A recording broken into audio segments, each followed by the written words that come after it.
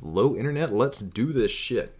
As you may or may not have known, Geneva was this week, and while we do get to see a lot of high-end cars and cool concepts there, most of them are intended for the European market and not necessarily for an international audience, more specifically us North American. So I'll try to keep it specifically to things that may be relevant here one day, or just kind of interesting.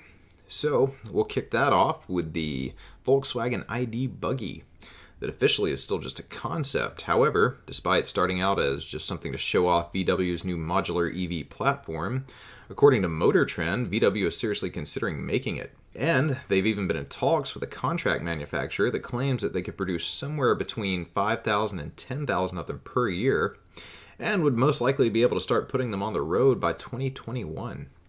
And given that the large majority of the original buggies are rusting away here in the States, this one would definitely be one for the US market, so I'll keep you posted.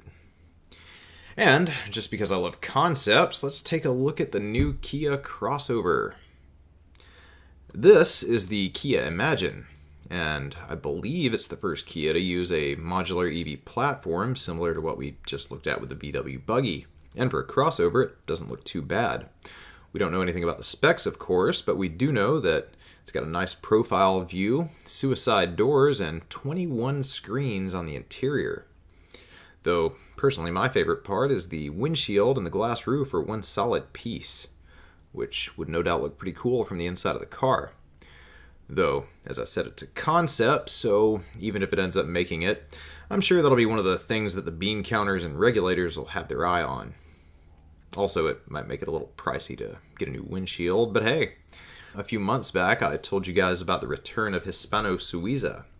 Well, they've returned with a somewhat unusual looking electric coupe known as the Carmen. It features tons of carbon fiber, over 1,100 horsepower, and a top speed limited to 155 miles an hour, and I believe a range of 250 miles. The company plans to build only 19 examples, which are expected to bring about $1.5 million apiece, and they'll begin filling orders next year. Bugatti was also there with a one-off 1,500 horsepower L'Aventure Noire. L'Aventure Noire. I think I pronounced that correctly, as I don't speak French and have only seen it written down, but let's just hope. Anyway, that's French for the black car.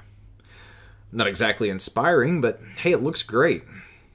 However, I feel like somebody over there at Bugatti may have got a little ahead of themselves with the price tag, as this is an item with 4 wheels and an engine and is priced at $19 million after taxes, which is absolutely insane.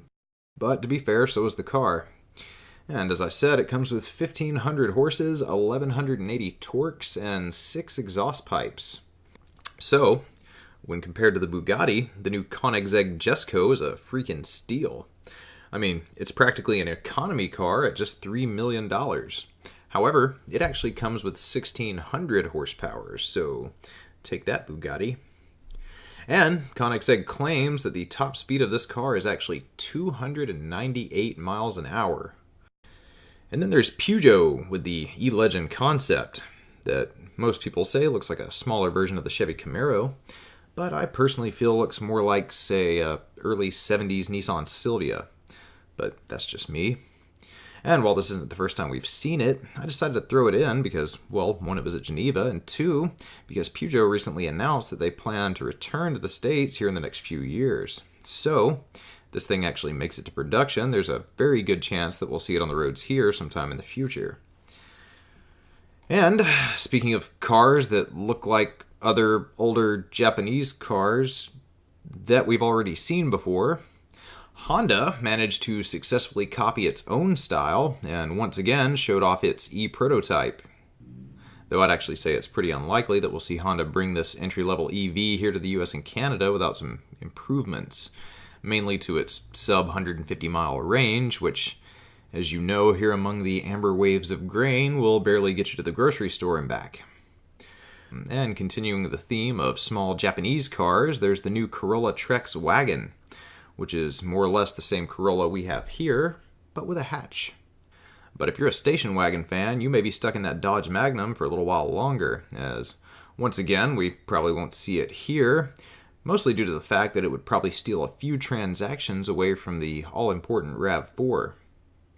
And, once again, my deepest apologies to the Sassignon Corando for not making the list. There's always next year. Oh, and if you're one of those people who like to wear wacky socks under their business attire, the guys at Brembo have something you're going to love. Check out the new Brembo art calipers that are coming out soon. Brembo brought 9 of the new designs to Geneva, but who knows? If they sell well enough, maybe we can get some with cats shooting lasers out of their eyes or something. Also this week, Cadillac gave us our first look at the all-new 2020 XT6, which slots just under the Escalade in Cadillac's SUV lineup. However, unlike most 50K plus luxury SUVs out there, GM made the decision to keep the XT6 as a front-wheel drive vehicle, with the option of all-wheel drive starting at $58,000. Never mind that its closest competitor, the 2020 Lincoln Aviator, will come with a more respectable standard rear-wheel drive and will start at a price about $8,000 cheaper than the Caddy. But hey, I'm sure one day in the future, everyone will look back fondly at what will no doubt be remembered as a series of great and well-thought-out decisions over there at Cadillac recently. Oh, and despite the fact that it's a 2020, there's no option for Super Cruise either. Well, let's brighten that up with a little bit of Mark IV news, as someone paid a total of $173,000 at auction for a bone stock 1994 Toyota Supra this week. Now, to be fair, this particular Supra is probably the most desirable, as it's turbocharged with a targa top and a manual transmission, and only has 11,000 miles on the odometer. And of course, if I was going to plunk down the better part of $200,000 for a Supra, I might have held out for a 99, but hey, that's still pretty nuts. And as I read this, I bet everyone out there with a Mark IV is getting some pretty big ideas about now. And go for it. We'll round off the week with a brand new bit of technology that just came out and might actually have an impact on the car industry, or maybe the construction industry. And no, it's not transparent aluminum. It's the ability to weld metal to glass, and it actually was developed at Scotland's Heriot-Watt University. The process is pretty complicated, as apparently the words lasers and microplasma were involved. Let's just say that somewhere in the far future, having to replace your side view mirror glass may be a ridiculous and outdated concept. Anyway, thanks everyone for tuning in. I'm out.